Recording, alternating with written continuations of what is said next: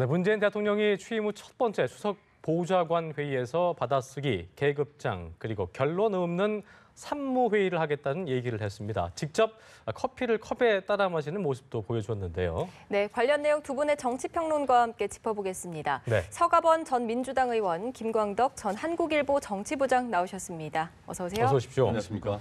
자, 말씀드린 대로 문 대통령이 어제 그 첫 번째 수석 보좌관 회의, 이른바 수보회의에서 커피를 직접 타는 모습을. 그러니까 이게 뭐 정상적일 수도 있는데 굉장히 이런 거에 대해서 많은 네티즌들, 누리꾼들이 참 훈훈하다, 기분 좋다는 평을 좀 보이고 있던데요. 또한 사전 결론도 없고 받아쓰기도 없고 계급장도 없다, 이른바 산무회의를 하겠다고 했는데 일단 이게 예전에 그 참여정부 때 어쩐지 모르겠습니다. 뭐 일단은 요거 얘기에서 앞서서 저희가 문 대통령의 관련된 영상을 좀 보신 다음에요. 대담 바로 이어가겠습니다. 함께 보시죠. 회의는 과거에 어떻게 운영해왔다는 것은 다 잊어버리십시오. 문재인 정부답게 새롭게 하는 겁니다. 미리 정해진 결론 없고 그다음에 발언의 군번도 없고 그리고 받아쓰기 이제 필요 없습니다.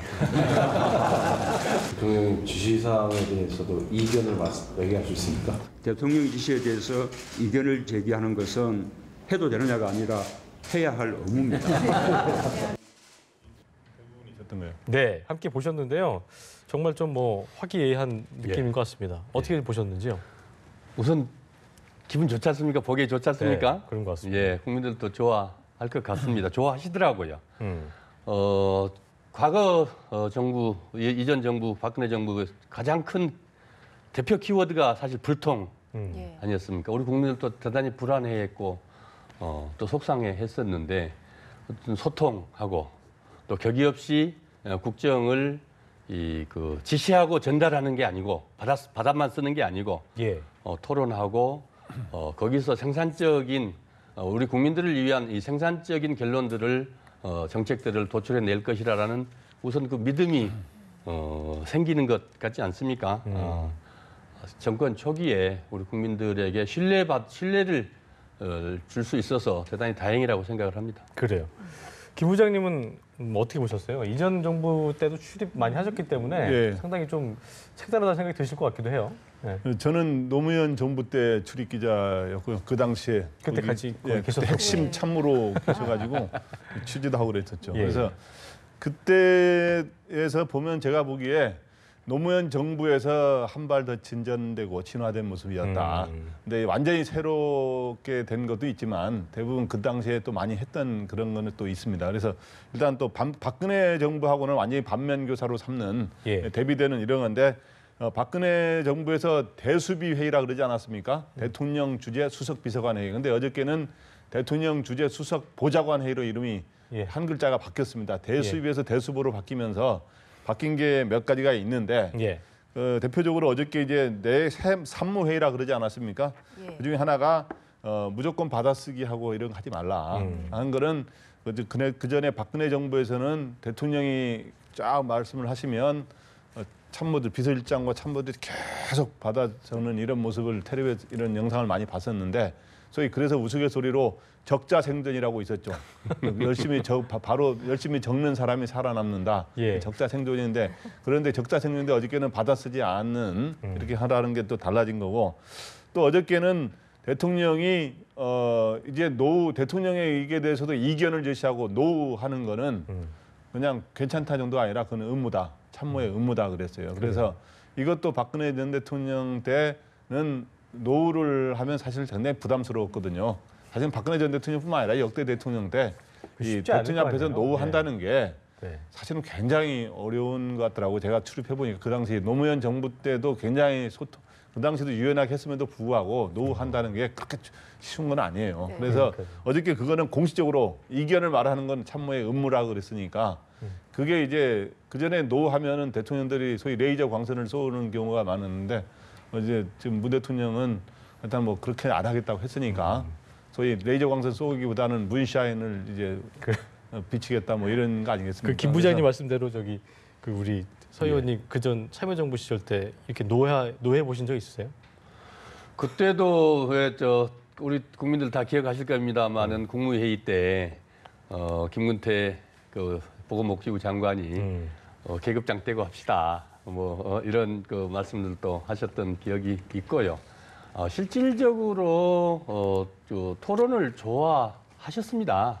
어떤 결론을 내지 않고 명실상부하게 그 토론하는 말 그대로 회의는 토론해서 결론을 내야 된다. 예. 그래서 지금 이제 이 받아 쓰는 이 수첩 문화 없앴는데 노무현 대통령께서는 그때 이제 대신 회의의 배석자를 각 수석실에 또는 국무회의 때에도 각 부처별로 선임 행정관이 와서 회의에 배석을 해서 회의 내용을 다 적어가지고 그렇게 해서 각 부처에 들어가서 이 메모를 안 할 수는 없죠. 그렇죠. 그러나 회의를 하면서 어떻게 적냐. 그게 노무현 대통령 이제 생각이셨고 그렇게 해서 회의 장관이나 수석은 회의에 충실하고 메모는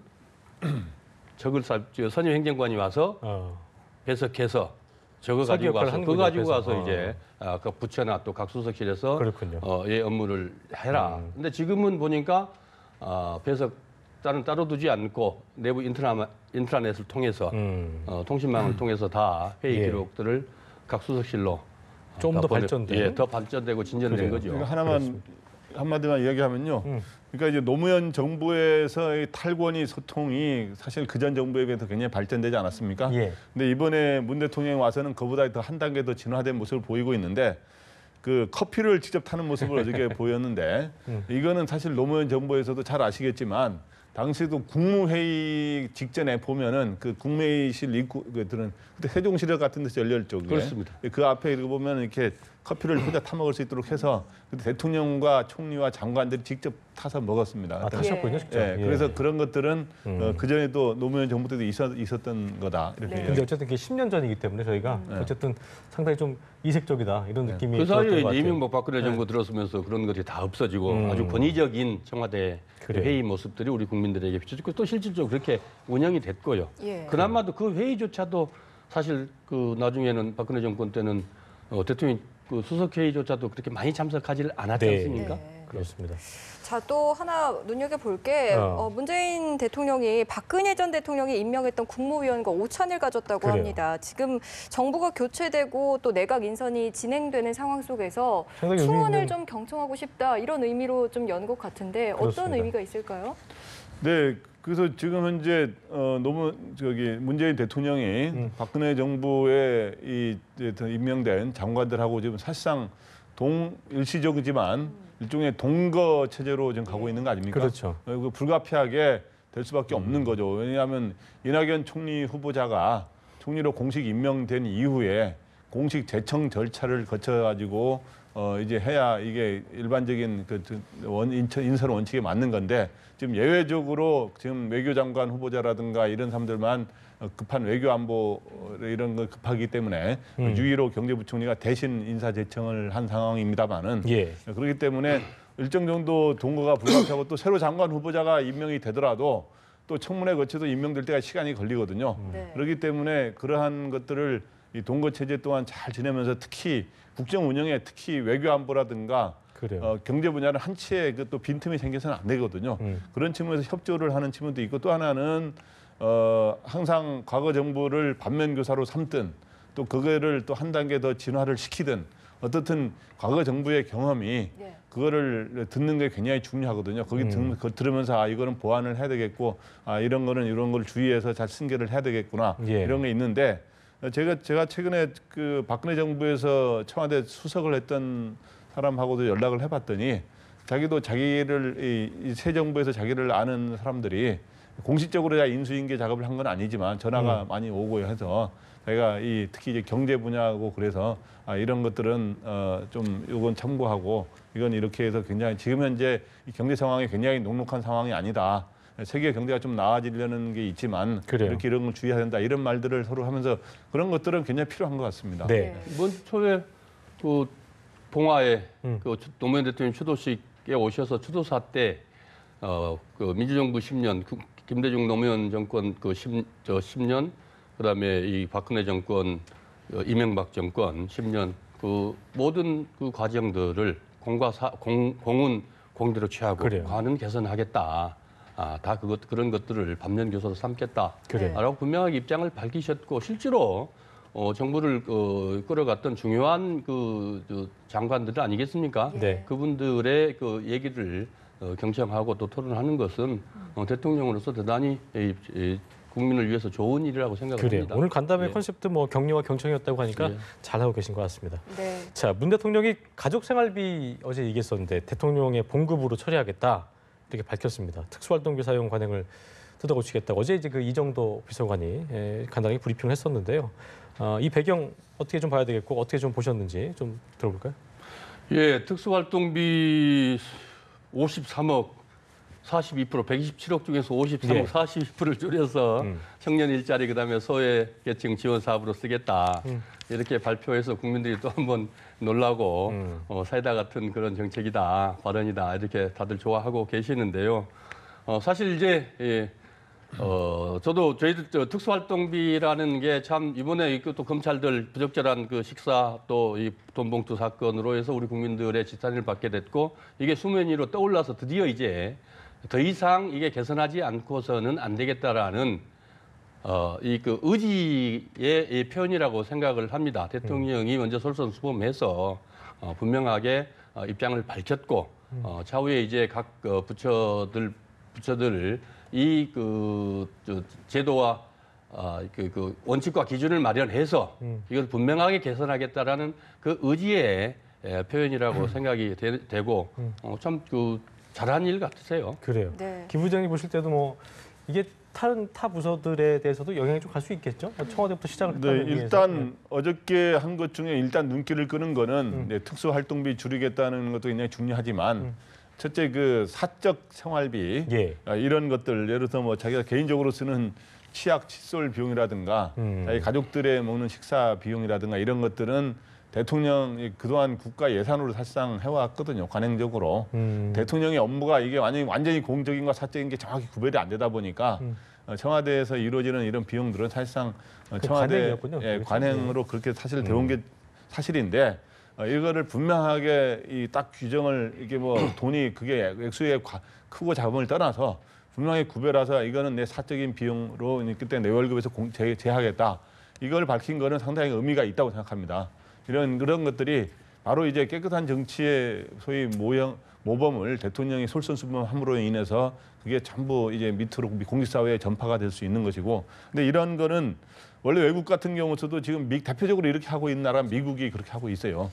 미국이라든가 일부 선진국에서 하고 있는 거를 이렇게 하고 있는 거는 굉장히 바람직한데, 근데 미국은 대통령 월급을 굉장히 많이 책정하기 때문에 이거를 이렇게 해도 상관없는데 우리나라도 대통령 월급이 작지는 않습니다만은.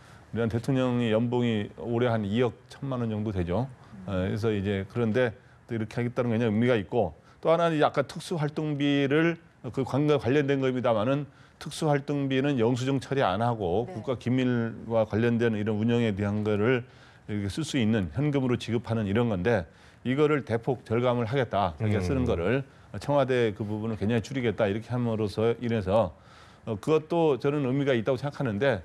저는 아까 사적으로 이거 구별하는 건 아주 바람직하다고 생각하고 이 특수활동비 줄이는 거는 저는 또 너무 많이를 줄일 필요는 없다고 생각하는데 줄이는 거는 바람직하다고 생각합니다. 근데 왜냐하면 이게 지금 그런 게 여기서 이제 좀씩 청와대보다도 이런 일부 정부 부처에서 예산이 이런 특수활동비를 통해서 옆으로 이렇게 흘러나가는 것들이 많이 있거든요. 청와대가 이렇게 먼저 모범을 보임으로 인해서 앞으로 국정원이라든가 검찰이라든가 지금 국회 이런 데서의 특수활동비들 이런 정부 부처 또 다른 데 이런 사정기관 특수활동비들이 좀 사적으로 이용될 수 있는 부분들이 있기 때문에 그런 걸 막는데 굉장히 먼저 모범을 보임으로 인해서 그렇게 하겠다는 의지를 보인 것으로 보입니다. 사실 말씀 주셨듯이 이게 지금 꼬리표가 없는 돈이거든요. 국민의 세금인데 돈을 쓰는데 어디다 쓰는지 또 과연 썼는지 영수증도 필요 없는 돈이에요.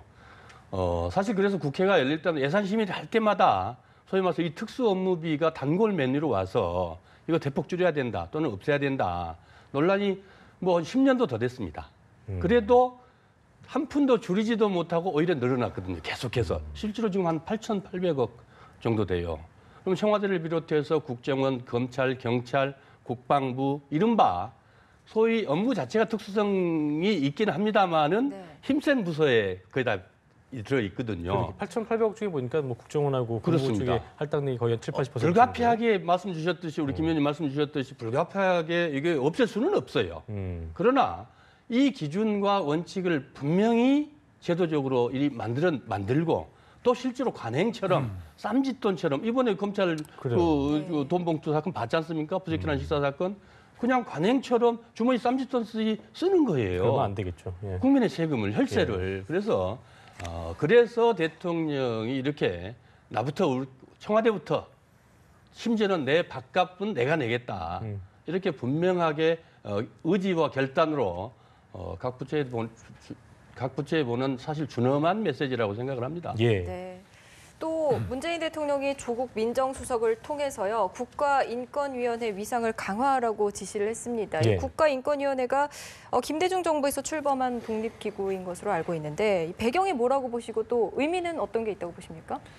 네, 어저께 이제 국가인권위원회 위상을 강화하라 그러면서 이제 크게 이제 두 가지 점을 이야기했는데 인권위가 이제 정부 부처에 이런 걸 개선하라 하는 거를 계산하라고 해도 정부에서 잘 안 따른 경우 많았거든요. 네. 근데 이런 것들을 수용할 수 있도록 그 수용률을 높이라 이런 게 있었고 예. 권고 수용률을 또 하나는 국가인권위원장이 과거 처음에 생길 때는 대통령한테 직접 이렇게 보고하고 이런 특별 보고를 했었는데 그동안 이명박 박근혜 정부에 와서 그런 게 거의 없어졌거든요. 네. 근데 이런 거를 부활시켜라 이렇게 해서 인권위 강화를 지시했는데 사실은 인권위가 처음에는 국가기관에서 인권이라는 게 국가기관에서 하는 것도 있지만 모두 개인적 차원도 있고 이랬지만 국가기관에서부터의 인권 보호 의지 보여주는 게 굉장히 중요하거든요. 특히 예.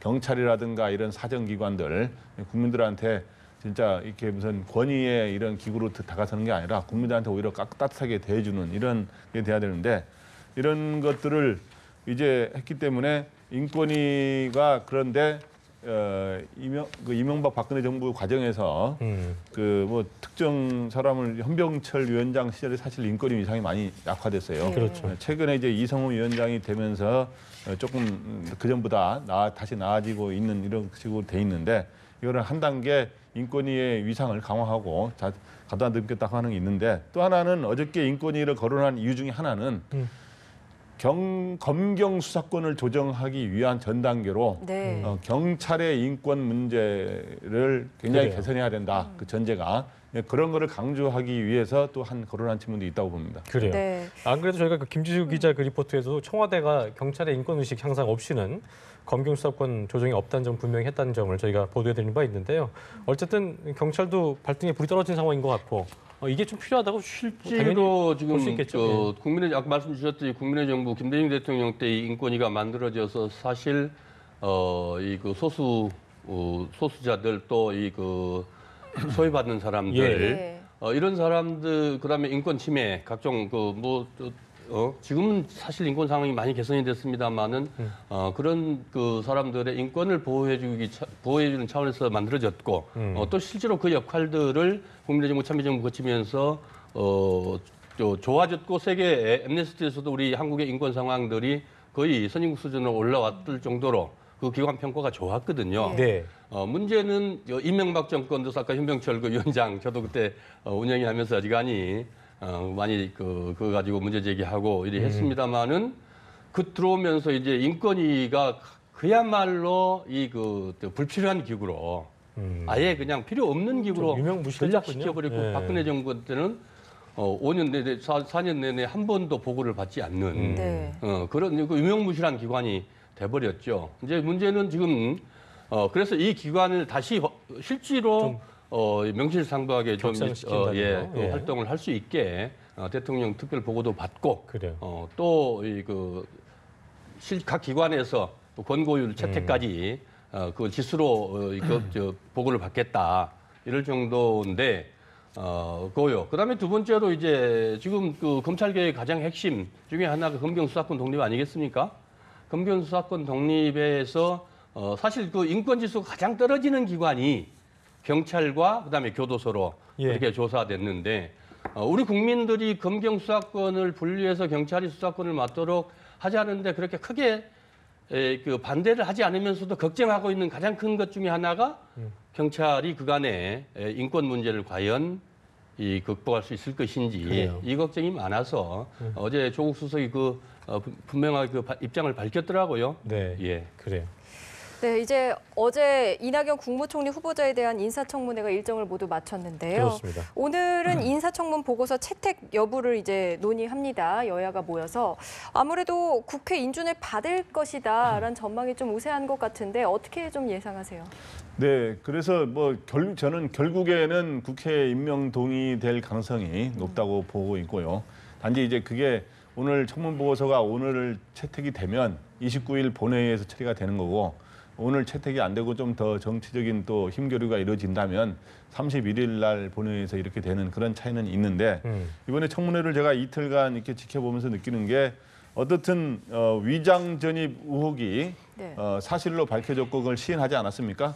이거는 이제 문재인 대통령이 5대 주요 공직에 취임 불가 사유로 제기했던 사유 중에 하나 있는 거여서 이거는 사실을 인정했기 때문에 이거는 상당히 논란이 될 수는 있는 사안이었습니다. 어쨌든 부인이 강남에 있는 교사였는데 이제 강남에 있는 학교 배정을 위해서 옮겼다고 했었지만 실제로 이제 그 학교 배정이 돼서 이행이 되지는 않았습니다만 그런 목적으로 논란이 있었고 하고 또 당비 대납 의혹들도 드러났고, 그렇지만 많이 거론됐던 아들의 병역 기피 의혹 요거에 대하고 그다음에 아들의 탈세 요 문제는 야권에서 뭐 입증하거나 이런 거는 없습니다. 그리고 그래서 이낙연 총리 후보자가 나름대로의 아들 부분에 대해서는 아들의 병역 의혹에 대해서는 나름대로 해명을 해서 그게 더 의혹이 확산되지는 않는 그래서 어느 정도 해명이 된 측면도 있고요. 그래서 이렇게는 했으면 합니다만은 어떻든 전반적으로 볼 때 자유한국당은 좀 부정적이지만 지금 현재 국민의당과 바른정당이 대국적 견제 협력하겠다고 하는 입장이어서 큰 틀에서는 통과될 가능성이 높다. 이렇게 네, 그런데 그래요. 보니까요. 오늘 오전에 경과보고서 채택 문제를 논의를 했는데 합의 도출에 실패해서 이제 오후 2시에 다시 연기가 전체 회의를 됐죠. 열기로 했다고 하는데 아무래도 좀 진통을 겪고 있는 것 같습니다. 왜냐하면은 어쨌든 또 야당 입장에서 보면은 특히 자유당 입장에서 보면은 자유한국당 입장에서 보면은 새 정부 출범하는데 지금 뭐 너무 잘 나가서 사실 야당으로서도 사실 힘들잖아요. 예. 그다음에 전혀 문제가 안 나온 것도 아니고 더군다나 이제 이른바 5대 원칙 안에 세 분도 포함된 모두. 일이기 때문에 야당으로서는 충분히 그럴 수 있다고 생각을 합니다. 그러나 지금 말씀 주셨던 것처럼 새 정부 들어서서 또 이번 선거가 말 그대로 특수한 상황에서 치러진 일종의 보궐선거 아니겠습니까? 그래요. 인수위도 없는 이 즈음에 당장 이 내각을 꾸려야 되는데 내가 이 장관들 임명하지도 못하고 있는 이런 상황에서 야당들도 그런 인식 국민들과 함께 국정 운영에 대한 인식 걱정은 함께 하고 있다고 생각을 합니다. 그래요. 단지 그러나 이 국회에서 논의는 또 엄정하게 해야 되고 여야가 서로 충분히 그런 조율들을 할 필요가 있기 때문에 그 과정들은 거쳐야 되기 때문에 좀 시간이 걸릴 거라고 그렇게 만만하게 넘어가지는 않거든요. 또 그 야당의 또 그 한편으로 따지면 야당의 또 일이기도 합니다. 예. 당연히 소리기도 한데 본질적으로는 오랫동안 끌지는 않고 최소한 한 31일 정도일 때까지는 통과가 되지 않겠습니까? 다 네. 그게 그러니까 뭐 이런 그럴 거라고 이렇게 예상을 하고 있는 것 이런 같습니다. 분석도 있더라고요. 그러니까 이제 어쨌든 또 공수가 바뀐 거니까 또 이게 어떻게 될지 모르는 상황이기 때문에 이런 상황 때 이제 국회가 좀 마비되는 게 아니고 좀 더 역지사지한 입장으로 좀 그런 걸 그런 것도 시작하는 어떤 그 과정의 시작이 되면 어떻게 되는지 이런 뭐 분석도 있더라고요. 어떻게 네, 보시는지. 그렇죠. 이제 9년 만에 공수가 교대가 그렇죠. 됐는데 서로 이제 공격수가 수비수가 됐고 이렇기 때문에 서로 이번에 청문회 하다 보니까 좀 어색한 장면도 있어요. 그래서 옛날보다 달라진 거는 목소리를 높이고 이런 거는 좀 많이 줄었다고도 하죠. 예. 그러니까 실제로, 그런데 예. 그래서 그런 건데 이번에는 어떻든 이낙연 총리 후보자가 위장 전입 같은 경우는 분명히 밝혀진 거는 상당히 문제이긴 합니다. 그런데 이제 야당에서 5가지 불가론 중에 4가지가 의혹이 있다라고 주장을 해왔는데 4가지 중에 이제 밝히는 게 하나입니다. 위장 전입. 그러니까 또 다른 한 거는 이제 병역 면제 의혹과 그다음 부동산 투기 의혹과 탈세 의혹을 제기했는데 이거는 입증을 시키지 못했거든요. 예. 그렇기 때문에 검증은 철저하게 해야죠. 그리고 아까 제가 말했지만은 위장전입 한 건으로만 과거에 낙마한 위장전입 이거 굉장히 잘못된 거지만 한 건으로만 낙마한 경우는 별로 없고 다른 건까지도 부과됐을 때 대부분 낙마를 했거든요. 그래서 다른 건을 더 잘 밝혀내는 게 관건이었는데 그래서 이렇게 검증 철저히 하되 이제 문제는 이거는 총리 같은 경우에 이제 투표를 해야 되잖아요. 그런데 과거에 김대중 정부가 들어섰을 때 김종필 공동정부 총리를 하는데 6개월 인준이 6개월이나 지연이 됐어요. 예. 그런데 지금 현재는 이 탄핵 과정에서 6개월 정도 국정 공백에 가까운 상황이 있었기 때문에 더 늦추기에는 또 야당으로서 굉장히 대선에도 또 참패도 했는데 굉장히 부담스럽다 이거죠. 그렇기 때문에 네. 투표에 임하게 되는데 여소야대긴 합니다만은 결국에는 자유한국당은 107석밖에 되지 않지 않습니까?